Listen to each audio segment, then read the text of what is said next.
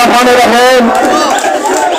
মহান বিপ্লব সংহতি দিবস উপলক্ষে বাংলাদেশ জাতীয়তাবাদী দল নান্দাইল উপজেলা শাখা কর্তৃক আজকের এই আনন্দের মিছিল এবং শোভাযাত্রায় উপস্থিত সংগ্রামী সদস্য সচিব এবং সিনিয়র যুগ্ম আহ্বায়ক সহ অপরাধের সকল নেতৃবৃন্দ, আমার সামনে উপস্থিত বাংলাদেশ জাতীয়তাবাদী দলের লড়াকু সৈনিকেরা, সকলকে নেতৃবৃন্দ, মঞ্চে উপস্থিত উপজেলা বিএনপির নেতৃবৃন্দ এবং নেতৃবৃন্দ, আমি প্রথমেই আজকে যারা 7 নভেম্বর জাতীয় বিপ্লব সংহতি দিবস উপলক্ষে যারা এই গণনাট্য র্যালি এবং আলোচনায় অংশগ্রহণ হয়েছেন তাদেরকে সকলকে নান্দাইল উপজেলা বিএনপির পক্ষ থেকে আপনার আমার প্রিয় জনতা জনাব এফআর খান চৌধুরীর পক্ষ থেকে সকলকে সংগ্রামের শুভেচ্ছা অভিনন্দন জানাচ্ছি।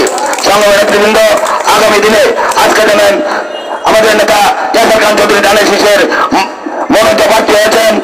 অনেক ষড়যন্ত্র হবে, সেই ষড়যন্ত্রকে মোকাবেলা করে আগামী দিনে নান্দাইলে ধানের শীষের প্রার্থী এফআর খান চৌধুরীকে জয়যুক্ত করতে হবে, সেই প্রত্যাশা ব্যক্ত করি আমি আমার বক্তব্য শেষ করছি।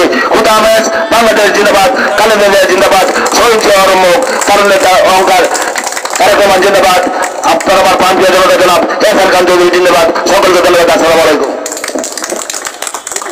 সংগ্রামী সাথী বন্ধুরা, আমার বাংলাদেশ জাতীয়তাবাদী দল বিএনপির ভারপ্রাপ্ত চেয়ারম্যান জনাব তারেক রহমান সাহেব, বাংলাদেশ জাতীয়তাবাদী দলের আপনার আমার প্রাণপ্রিয় নেতা জনাব এফআর খান চৌধুরী মহোদয়কে যেভাবে নান্দাইল উপজেলা থেকে আহ্বায়ক হিসেবে প্রেরণ করেছিলেন, ঠিক তেমনি আপনি আমাদের দলীয় নেতা, প্রিয় নেতা জনাব এফআর খান চৌধুরী মহোদয়কে ধানের শীষ প্রতীক হাতে তুলে দিয়েছেন। এই ধানের শীষ প্রতীকে ভোট দিয়ে আপনারা আমরা সকলেই পরিশ্রম করে এই নান্দাইলের আসনকে জনতা জনাব তারেক রহমানের হাতে তুলে দিব, এই আশা ব্যক্ত করি।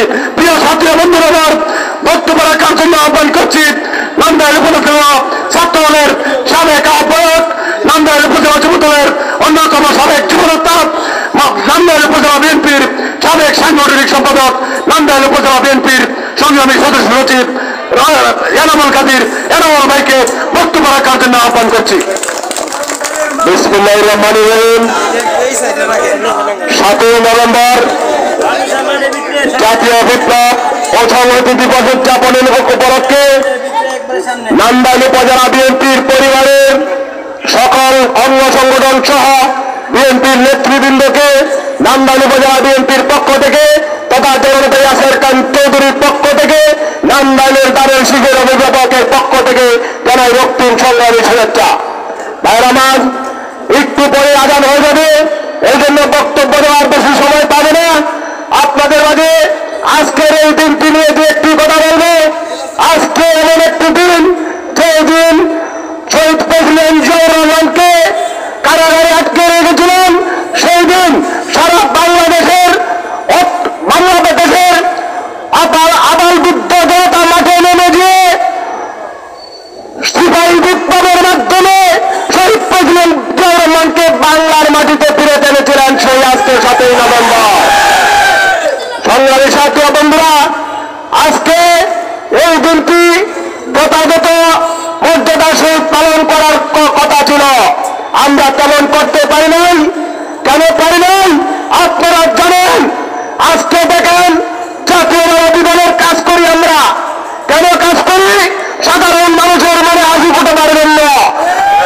17 বছর যারা আমরা নির্যাতিত ছিলাম, শুধু বিএনপির লোকেরাই নির্বাচিত ছিল না, এই দেশের ইসলামিক আলেম ওলামারাই নির্যাতিত ছিল। এই মাঠে বক্তৃতা দিয়ে যেমন আমাদের মাইক করে নেওয়া হয়েছিল। আজকের এই দিনে আপনাদের শপথ নিতে হবে, জাতীয়তাবাদকে দেশের ক্ষমতায় অধিষ্ঠিত করতে হবে। সেই জন্য আপনারা কাজু করে লেগে যান। সামনের জাতীয় নির্বাচনের জাতীয়তাবাদের প্রতীক ধানের শীষ, জনতা এফআর খান চৌধুরী মহোদয়ের ধানের শীষ, এর পক্ষে কাজ করতে হবে।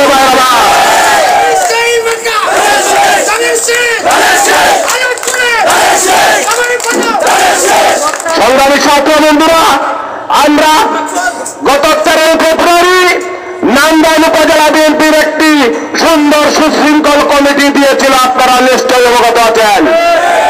আমরা পরে কি দেখেছি? আন্দোলন করছেন মানি না মানব না, মানি না মানব না করে কি আমাদের 112 নম্বর সদস্যটিকে বাদ দিতে পেরেছে বারবার? তাহলে আপনারা দলের বিরুদ্ধে যাবেন না। আজকে যারা অবুজের মতো কাজ করছেন, এই চাকরির পক্ষে কাজ করতে হলে আমাদের সাথে আসেন, জনতার কাঞ্চনের মোদের কাছে আসেন। আমরা শুধু রাজনীতি করি তাদের শেষে পাশ করানোর জন্য না, এদেশের আপামর জনসাধারণের মুখে হাসি ফোটানোর জন্য। এবং জাতীয়তাবাদ বলতে গেলে অনেক সময় লাগবে, বারবার আজানের সময় হয়ে গেছে। আজকে যারা ধানের শীষের বিপক্ষে অবস্থান করেছেন তাদেরকে আমি উপজেলা বিএনপির সদস্য হিসাবে আমি আপনাদেরকে বিনয়ের সহিত বলছি, আপনারা আসেন, আপনাদের সঠিক মূল্যায়ন করা হবে।